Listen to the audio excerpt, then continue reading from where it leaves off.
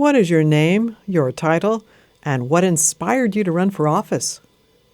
My name is Seth Fleetwood. I'm the mayor of Bellingham. I have enjoyed public service my entire life. I've been public spirited sort of from the beginning, and just found that all the things that jazz me the most are things that relate to public interest. So I've had a tremendous passion for community betterment for a long, long time.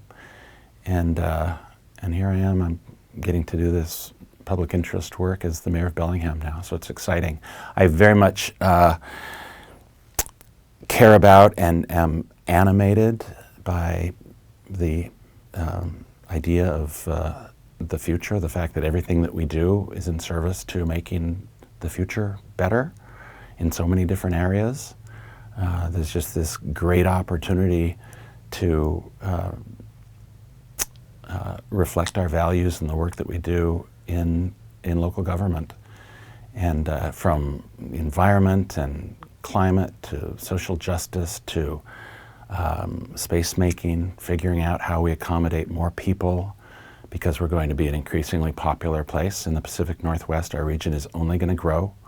There's this really exciting opportunity to create and implement an inspired vision of what we want the future of Bellingham to be. And I love the work, and that's why I'm running for another term. What are you most proud of in your career? Oh gosh, I have had the good fortune of being involved in a lot of different projects. And there's probably not one particular thing. I moved away for about 10 years and came back to the community in '93 and sort of jumped in and got involved right out of the gate. The thing that got me really engaged in community affairs was greenways. We've all heard of greenways in our community, but of course that refers to a property tax that the citizens vote on and have reactivated these levies over the years since 1990. And there was a position open on the Greenways Advisory Committee, and I jumped at it because I was interested in environmental work.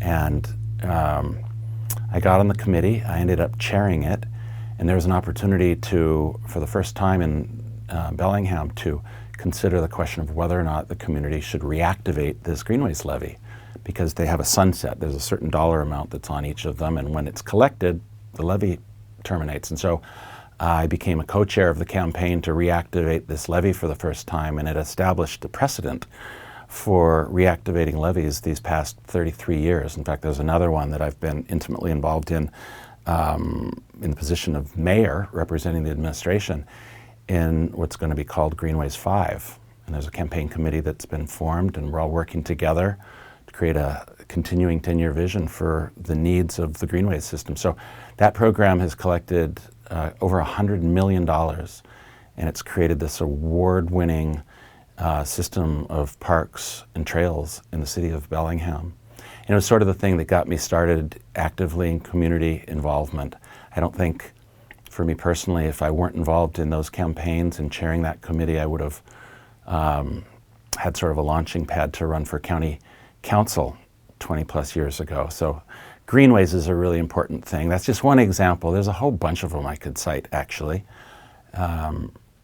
relating to other things as well, Lake Whatcom protections, the countywide housing affordability task force that myself and a councilwoman named Joan Beardsley, who sadly passed away, and I formed back in 2006, that resulted in 6 major recommendations for how to increase housing affordability, and importantly created a recommendation, one of the 6 recommendations, to have a public housing levy.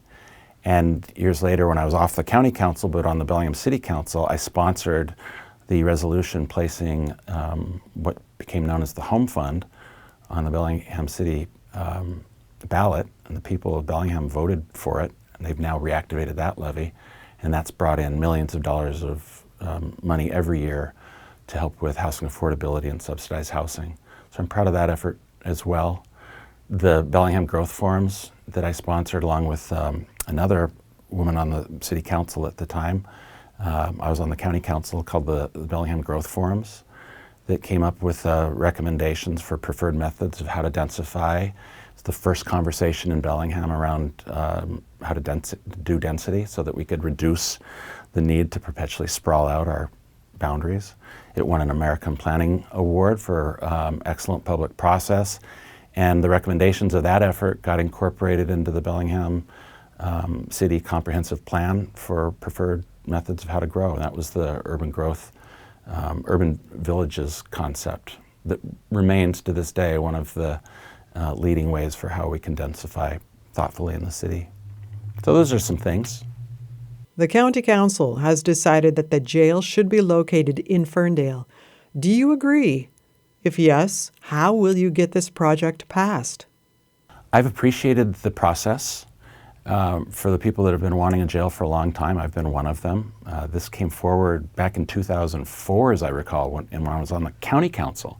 We were doing a comprehensive plan update, and the requirement to consider master facility planning made us aware that we needed a new jail way back then. So this is an effort that's been going on for a long time.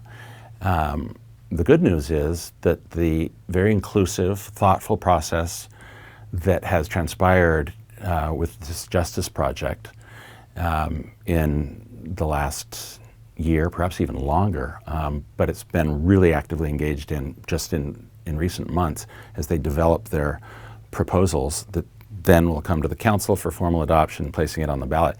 I support the needs assessment and the desire to create dramatically increased services for behavioral health and other mental health and addiction and all of those things that are so necessary.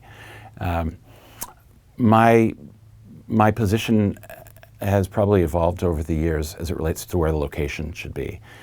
Almost 20 years ago, the idea was that it should be downtown. I'm a lawyer. The local bar association at the time very much advocated for building another site downtown and going up, not out. I'm seeing a broad consensus amongst the various players that are contributing to that discussion about how it would be better to have it at one of the other sites, not downtown. And I have observed, I didn't know that the County Council had made this decision, had to have been pretty recent, about using the Ferndale site, but I'm certainly aware that that place on La Bounty seems to be emerging as sort of the number one proposal for a number of reasons. There's opportunity for growth out there. You know, the other property that was being considered for it on Division Street in Iron Gate takes about 9 minutes to get to from downtown. I think I've read that this new site on La Bounty takes about 15 minutes. So as far as just the distance, it's not dramatic. So I think I'd probably be okay supporting the La Bounty site, or Ferndale as they're calling it. So, yeah. There are a lot of different tools to tackle homelessness, but we don't have endless funding. What do you think is the most effective tool deserving county support? What is your top priority for tackling homelessness?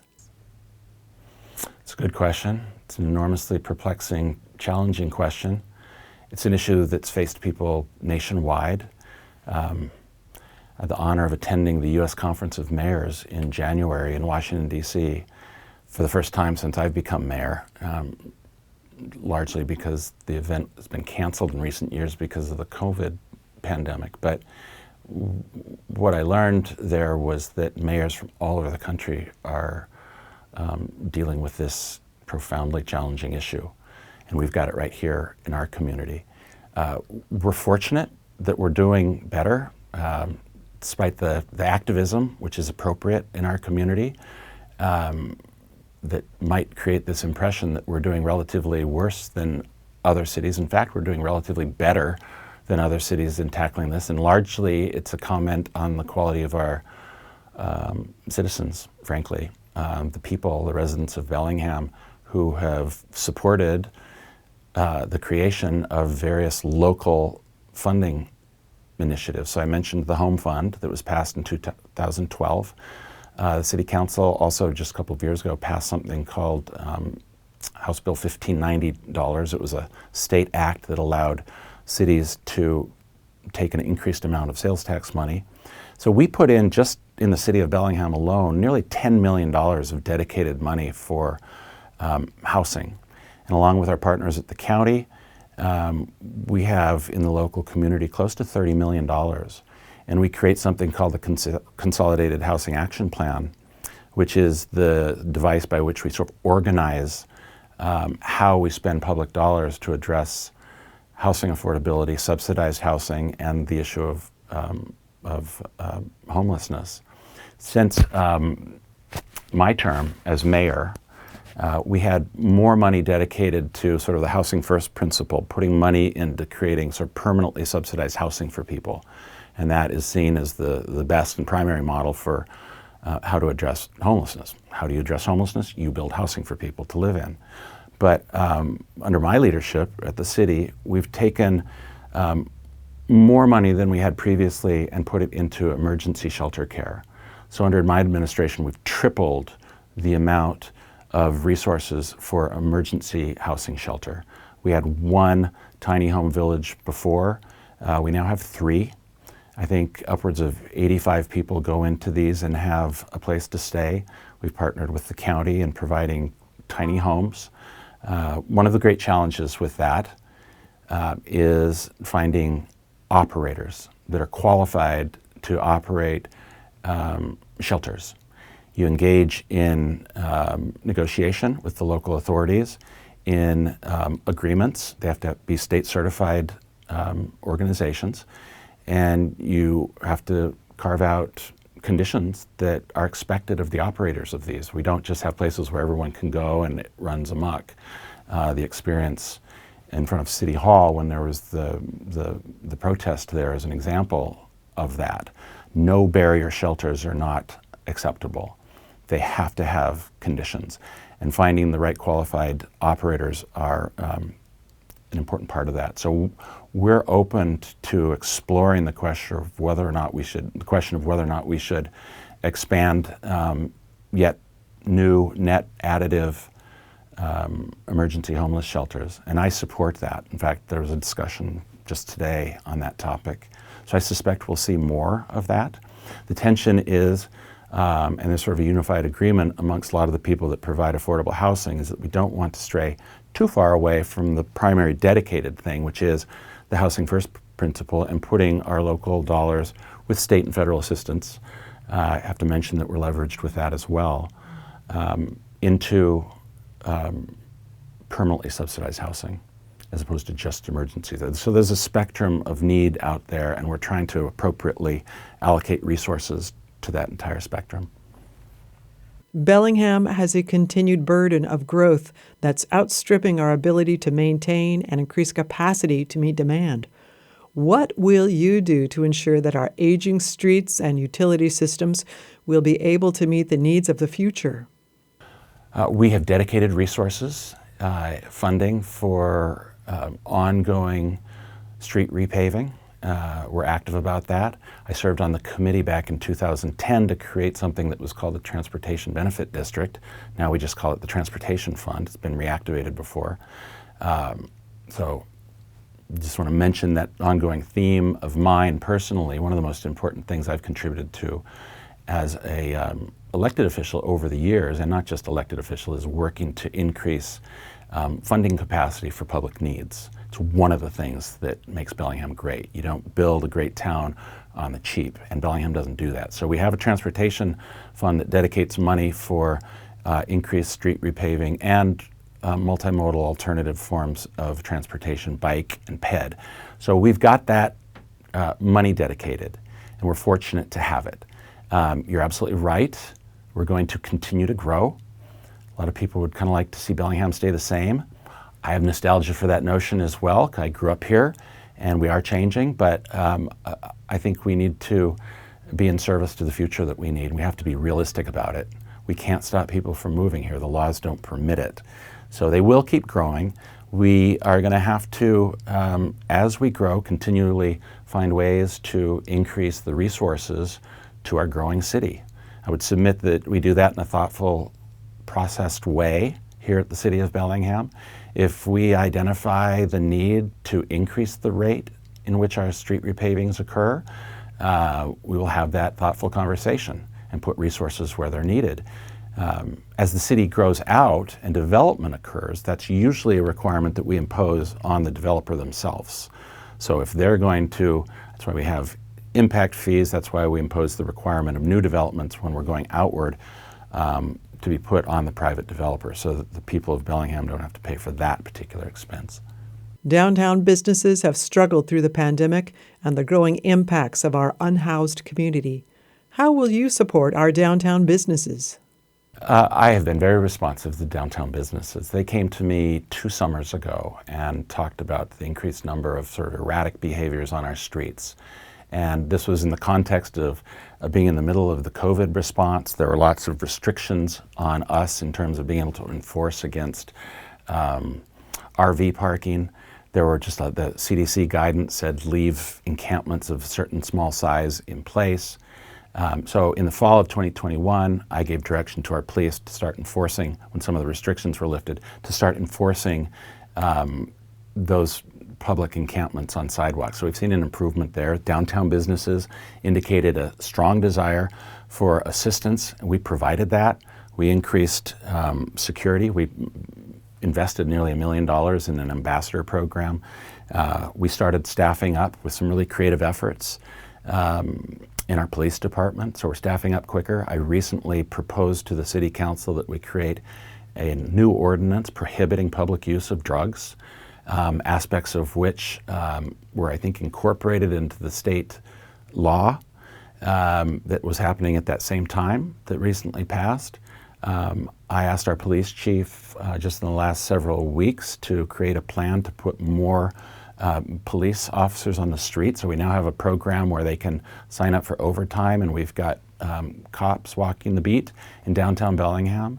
We created a graffiti abatement program, a new sanitation division, which is cleaning things up. I'm seeing an increase in things downtown, and we'll continue to be responsive to them. I created a downtown solutions work group to sort of marry the interested business sectors downtown into a more close relationship with my staff so that we can take quicker action to respond to things. We're doing a lot of things, and I've been getting some feedback from folks that work downtown that they've seen an improvement. So we're going to keep working. That's the only thing you can do. Keep working in the right direction and making progress. We've seen a growing emphasis on bike and pedestrian improvements in places around town, as well as an increase in car-pedestrian accidents in other spots. Do you see Bellingham as a safe community to walk in? Do you think the new bike measures are working? Yes, they're absolutely working. So we have policy direction and budget commitment to continuously expand our network of sidewalks and bike lanes, and we're implementing them all the time. Is there going to be conflict with a ever-growing city with greater density and more people out and exposed by walking and driving? Yes, and so we're going to have to implement every protective measure that we can to be ready for that reality. But we're fundamentally and consistently improving in terms of creating a more walkable and bike-friendly community. Bellingham continues to try to embrace its role as a diverse community. What does that mean to you? And as mayor, how will you ensure that everyone feels welcome in our city? Diversity, equity, and inclusion has taken hold in Bellingham in ways that I'd never seen in the past. It is a demand for better justice, both racially and socially. And so that's incorporated into every single aspect of the city of Bellingham. We appointed a special analyst who works in the HR department, who works on diversity, equity, and inclusion. I worked on a planning group to stand up a racial equity commission, and we're actively getting those pieces in place. So soon we're going to have a racial equity commission that I will play a part in empaneling that is going to review policies in local government organizations, but also our hope is that it also applies to private organizations as well, that will look at policies that lead to racial disparities and inequity and then fixing them. So there's a lot of work that's going on right now that I'm really excited about. And it's work that if every other community in the country adopted, we would make real progress in these areas. So it's exciting, inspiring work. Would you like to share a closing statement? No, I just say thank you for this opportunity. It's been fun.